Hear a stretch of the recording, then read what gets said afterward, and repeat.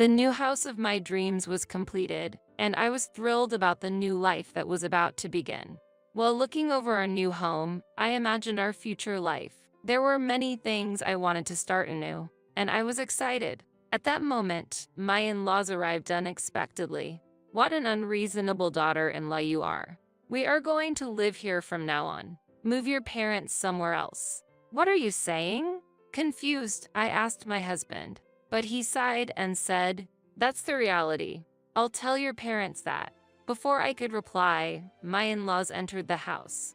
I took a deep breath and calmly asked back, "Do you understand whose house this is?" "My name is Donna. I am 35 years old and work for a company. I have been married to James for 5 years. We have a son named Adam, who is only 4 years old but acts like an adult because he was raised among adults. Raising a child is challenging, but my days with my son are nothing but happiness. However, I have one concern. It is that my elderly parents are suffering from leg and back pain. After much consideration, I discussed the possibility of living with my parents with my husband. That's a concern, indeed. It would be a good way to repay them for everything they have done for you, and if it makes you feel secure, Donna, I see no problem with it." "Really? That's great. Thank you, James." As my husband immediately agreed, I am grateful to have married such a caring person. Thus, I began preparations to live together with my parents under my initiative, but things did not proceed without problems. My parents' house is located in the suburbs, a considerable distance from the city center. Living there would make commuting extremely difficult. Furthermore, we were unable to commute by car, making life at my parents' house a challenging situation. We were then living in a rental apartment suitable for a couple, and it was not realistic to have our parents join us. Because our son is growing, that plan is not feasible. After much thought, I came up with an idea. "James, I've reconsidered. How about we build a new, larger house? Perhaps now is the time to be bold in our actions." Upon hearing the proposal, my husband immediately agreed. "That's a great idea. Let's build a comfortable house and live there together." With my husband's approval, we began preparing for the new house. First, we contacted my parents. When we talked, my parents reacted awkwardly. "We don't want to be a burden to you and your family, Donna. As Adam grows, our current home will eventually feel too small, and considering the future, now is the right time to build a house." I said this to my hesitating father. Once they understood that we weren't just being considerate, my parents finally agreed. I felt relieved seeing my parents feeling relieved and happy. After that, though we were busy, my husband and I visited the real estate agent several times. When thinking about location, having a hospital nearby would be convenient for my parents, and being close to a train station would be ideal for work. Considering my parents' mobility issues, a barrier-free environment was recommended, and following this advice, we reviewed several options and had many meetings. When I asked my parents if they had any preferences, they said, "As long as we are with you and your family, that's enough, Donna." Without leaving everything to me, my husband also made various suggestions, and the plan progressed smoothly. As the planning became more concrete, my excitement grew.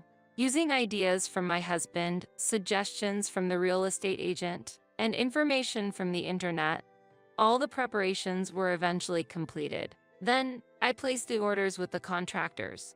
Finally, all the preparations are done. It really required a lot of effort. There were many conditions and requests. Preparing while working was really tough. It was good that James's advice was so helpful. We were exhausted from preparing almost without any rest, but we were filled with a sense of accomplishment. Thanks to our efforts and time, we managed to get an ideal layout and location. Now, all that was left was to wait for it to be completed. Although it took time, just thinking about our new home made me excited and boosted my motivation at work. During those exciting days, my in-laws, having heard about the new house plans, frequently contacted us. "It's been a while. I heard from James that you are building a new house. Is that true?" "Yes, that's right. It's scheduled to be completed by the end of the year." "Oh, that's exciting. James has become so respectable, and we are so happy. We'd love to hear more about the new house, so if you have time, please come visit us. Eh? Oh, okay. That was the phone call from my mother-in-law. Amidst our busy schedule, we had been delaying visiting my husband's parents, so we decided to visit them over the weekend immediately. My in-laws welcomed us warmly. Building a house is hard, but it's a fun experience. A home of your own is a dream come true. Congratulations. My father-in-law was as happy as if it were his own achievement. I was moved and smiled. Thank you. It was certainly tough, but we are really looking forward to it. I want it to be completed soon, but I'm worried about mistakes, yet I'm thrilled about the new house. We were always excited and talked cheerfully. By the way, what's the layout like? Suddenly curious, my mother-in-law asked, clapping her hands, so I showed the floor plan saved on my smartphone to my in-laws. Whoa, it's quite a big house, isn't it? The number of rooms might be too many for just the two of you, right? My mother-in-law and father-in-law commented. We're considering living with Donna's parents. We also planned it to be spacious in case we have another child in the future. My husband replied. Surprised, my in-laws asked, "You're going to live with Donna's parents?" Yes, that's right. Donna's parents have been getting weaker, so we decided to live together. That's why we decided to buy a new house. I see, living together. While James was explaining in detail, I noticed a change in the attitude of my father-in-law and mother-in-law. Thinking about it later, I realized that this topic might not be very appealing to my in-laws. So, I decided to change the direction of the conversation. By the way, how have you both been feeling lately? Any changes? No, not really any problems. Yes, not much different from the last time we met. My in-laws answered like that, but when the conversation settled, we returned to the topic of the new house. But I want to know more about the new house. Which room will Donna's parents use? We're thinking about this area here. James, unaware of the change in my in-laws, answered honestly. However, when we talked about planning to live with my parents, my in-laws showed a notably displeased appearance. They seemed to be dissatisfied with us prioritizing my parents. I felt a bit hesitant too, but there is no doubt that I prioritize my parents. The main reason for building the house is for my parents, and I hope they will understand that someday. However, it became clear that my in-laws were not that gracious. As time passed, the house steadily approached completion. Every time I visited the construction site, I eagerly awaited its completion while also spending busy moments paying attention to the details. My parents also visited the site several times, and I could see them filled with joy. Doing something for my family makes me realize again how rewarding it is for me, too. However, there was one thing that worried me. It is the fact that recently James has been keeping close contact with his parents. He has started visiting his parents' home every weekend. James, are you going to your parents' house this weekend too? Yes, I am. You've been visiting more often recently. I'm trying to be a good son like you, Donna. Now that our new house's preparations have settled down, I should show my face during the holidays. That's nice. You are really kind, James. Maybe I should come along with you. Actually, I had some concerns about my in-laws. I was worried whether they felt neglected and if that had affected their health. I thought about helping out as well, not just leaving it to my husband. But he shook his head when I suggested it. I had my doubts about whether it was the right approach, but he said, I'm enough by myself, and went to his parents' house alone. I told him that if he needed any help, I would join him, so I believed he would call me someday. I sent him off that day. Finally, our new house was completed, and the moving day arrived. We loaded our things into the car and headed to our new home. The new house was more beautiful and grand than I imagined. I was so moved that I gasped. The new house of my dreams was completed, and I was thrilled about the new life that was about to begin. While looking over our new home, I imagined our future life. There were many things I wanted to start anew, and I was excited. In the spacious garden, we could invite my in-laws for a barbecue, and my son and husband could play there. It seemed my parents were stuck in traffic, and it would take them a while to come over. You go ahead and wait inside. James suggested that, but I wanted to enter the house together with them. I was about to reply, "No, I'll wait here," when suddenly, my in-laws' car arrived. Why were they visiting? As I stared in surprise, my in-laws got out of the car with bright smiles. This house is really magnificent. This beautiful home is something to be proud of. That's right. It's a perfect house, meticulously planned together with Donna. My husband cheerfully responded to his parents' comments. Really, Donna's sense has indeed been wonderful. I might even admit that. Thank you, I replied as my in-laws haughtily threw out those words. After thanking them, they began unloading heavy luggage from the car. I approached my in-laws in surprise and asked, "Please wait. What are these bags for? What are you trying to do?" To my question, my in-laws gave a shocking reply. "What do you mean?" "Of course, we are bringing these bags into the new house." "What?" With my mouth agape in astonishment, my mother-in-law sighed and responded, "What an unreasonable daughter-in-law. We are going to live here from now on. Move your parents somewhere else." "What are you saying?" As I exclaimed in surprise, my mother-in-law shook her head in disbelief and crossed her arms arrogantly. Normally, a daughter-in-law should respect her husband's family. That's why it's only natural for us to live in this new house. That's out of the question. Hurry up, contact your parents. We need to put our luggage down and we don't have time to attend to you, my mother-in-law declared haughtily. Struggling to understand, I looked to my husband for help, but he responded without changing his expression. "That's the reality. I'll tell your parents that." "Wait a minute. What are you talking about? We built this house to live with my parents. Please don't be so selfish." As I protested, my husband sighed in frustration. You still don't understand? You should just serve me. Your parents will manage somewhere else." I clenched my fists in anger. My husband was already influenced by his parents. Perhaps until then, his true nature was not apparent, and it has only just become clear. "Stop standing there, come help with the bags," his parents ordered and confidently proceeded into the house. Even though I am the owner and had yet to step into the house, their unreasonable behavior infuriated me. Wonderful. The decorations are beautiful and luxurious. With faces filled with joy, my in-laws inspected every corner of the house. My anger reached its peak, and I said to them coldly, "Do you understand whose house this is?" "What?" Caught while they were in a good mood, my in-laws turned to face my question. "Whose house?" "This is James's house, of course. You think it's a shared property between husband and wife? Such a presumptuous thought is inappropriate. It's audacious for you to claim the new house for yourself when you're being looked after by James." Both my father-in-law and mother-in-law criticized me harshly without giving me a chance to argue. It became clear at that moment that my in-laws were unaware of our financial situation. It seemed James had not explained anything to them. It's unnatural for a house built by James to be shared with his wife. Really, such a presumptuous daughter-in-law is rare. I pity James for having a wife and in-laws like this. My in-laws did not cease their critical words based on their misunderstanding.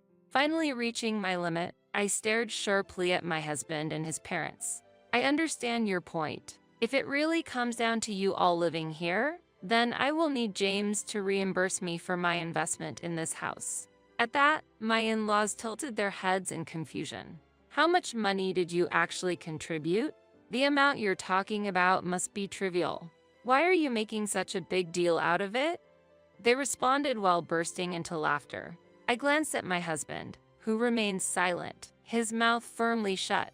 Filled with anger, I blurted out, "Why are you silent? You really have a lot of nerve. It's unbelievable that you would hide something so important." Well. When pressed, my husband fidgeted and averted his gaze. At that moment, my mother-in-law intervened and demanded, "What are you trying to say?" My husband looked pale with fear. Realizing I couldn't expect an explanation from him, I decided to clarify myself. In fact, the funds for purchasing this house were all paid from my savings. Therefore, this house is technically mine. As I revealed this, I saw my husband's pale face. It was as if he had held his breath. I continued, if you want to live here, you need to repay the $330,000 used to build this house immediately. My declaration shocked my in-laws, and they were left speechless. The next moment, they turned to my husband, pressing him in a panic. James, is that true? Is Donna really the owner of this house? Faced with their questions, my husband seemed to have no choice but to admit the truth. Looking slowly at my nodding husband, he explained, actually, Donna purchased this house. She is very capable and already holds a managerial position. Her salary is significantly higher than mine. But James, you have been working at your current job for a long time, right? That's right. You graduated from a prestigious university. You should be earning a high salary. My in-laws insisted. My husband, having a high sense of pride, must have been spinning the story to suit himself. However, even he couldn't hide his disturbance under the relentless questioning from his parents. Actually, I recently made a big mistake. I almost got fired, and my salary dropped to the level of a new graduate. My husband finally confessed everything. Shocked by this revelation, his parents were left speechless. I can't believe that James would end up like this. When my mother-in-law murmured that softly, my in-laws quickly ran over to me, their previous rude behavior seeming like a lie, and they apologized profusely. Donna, we are truly sorry for what we said earlier. My in-laws said, please, we apologize. Could you possibly allow us to stay here? They continued, what? As I looked at them sternly, they both pleaded at once. Seeing this, my husband also became desperate and pleaded, please, it was wrong of me not to explain. Can you forgive us and allow us to live here? Responding with a calm voice beyond anger, I said, no matter what you say now, I cannot forgive you. This house was purchased to live with my parents. If that cannot be fulfilled, there was no point in buying it. If you insist on staying here, you must immediately pay $330,000. How can we possibly come up with such a huge sum? My in-laws responded, then you must leave.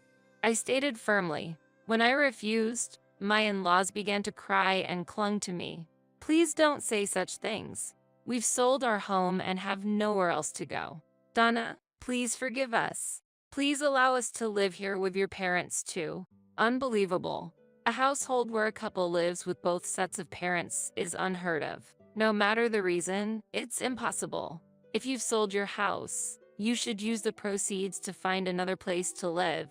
As I declared this while looking down on them, they began to cry simultaneously. My father-in-law pleaded with a trembling voice. To tell the truth, I've recently made huge debts through investments and gambling.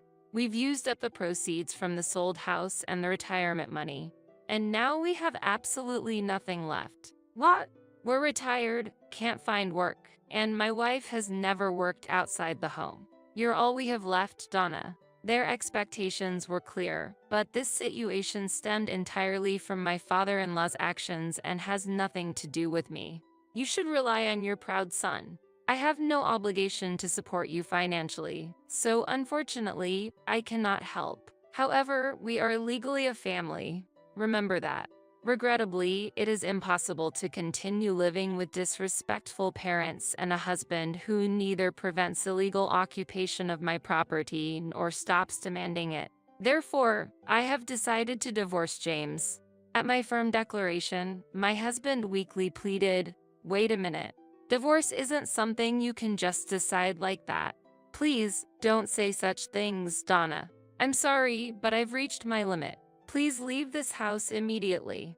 Faced with the possibility of divorce, my husband was clearly shaken and, along with his parents, repeatedly pleaded, but my decision was firm. I cannot tolerate them staying in our house without permission for an extended period.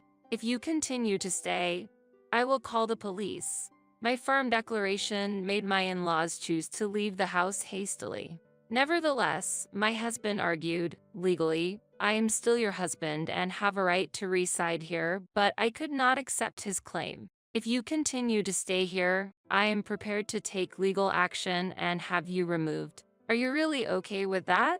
During this conversation, our son, who had been napping, woke up and entered the room. Then he unexpectedly said, "If it goes to court, Dad will be in a really tough situation." Hearing our son's innocent remark, my husband must have felt even more anxiety and desperation. Already at risk of being fired due to mistakes at work, the potential of getting involved in a legal battle greatly increases his chances of dismissal. Quickly grasping this harsh reality, my husband, with a pained expression, hurriedly gathered his belongings and quietly left the house. Just after that, my parents arrived for a visit. Noticing that my husband was nowhere to be seen, my parents were initially shocked. As I explained everything that had happened, they gradually showed warm smiles and expressed their gratitude. "You've stood up so strongly for yourself. Thank you. We're proud of you. You are a wonderful daughter," they said. Hearing their words, I felt a release from the anxiety I had been carrying for a long time and finally regained peace of mind. I had hoped that my husband would understand and accept the situation, but that was a wish unfulfilled. Perhaps escaping from a family that belittled me before things escalated further was actually a stroke of good fortune. The in-laws who had insulted me called repeatedly a week after I drove them out, but I decided not to respond to any of their attempts. According to some information, after losing their home, my in-laws are barely surviving in a poor-quality apartment. Eventually, my relationship with my husband officially ended and the divorce was finalized. Due to his workplace failures, he was transferred to a different region and is now living a challenging new life. Meanwhile, every time I see my parents enjoying the sunshine in the spacious garden of our new home, I feel truly happy. Although things didn't turn out as planned, we are leading a peaceful and joyful life in this beautiful house. As a single mother starting a new life, I am convinced that raising my child in this stress-free environment is far better than the co-parenting I previously endured with my ex-husband. I am committed to doing everything I can until the day my son grows into a fine adult.